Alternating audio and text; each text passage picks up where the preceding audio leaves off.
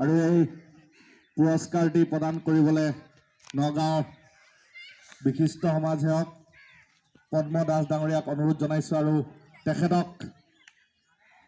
প্ৰাঞ্জিতক পুৰস্কাৰটি প্ৰদান কৰিবলৈ অনুৰোধ জনোৱা হৈছে। পদ্ম দাস ডাঙৰীয়াক প্ৰাঞ্জিত দাসক পুৰস্কাৰটি প্ৰদান কৰিবলৈ অনুৰোধ জনোৱা হৈছে আৰু সকলোকে মাল হাত চাপৰিৰে আমি আজিৰ চূড়ান্ত খেলত ৰানাৰ আপ হ'বলৈ সক্ষম হোৱা XYZ দুলীয়াজানৰ অধিনায়কক আমি আজি ৰানাৰ্ছ আপ বঁটাটি প্ৰদান কৰিবলৈ সমাজসেৱক ৰাতুল দাস ডাঙৰীয়াক অনুৰোধ জনোৱা হৈছে আৰু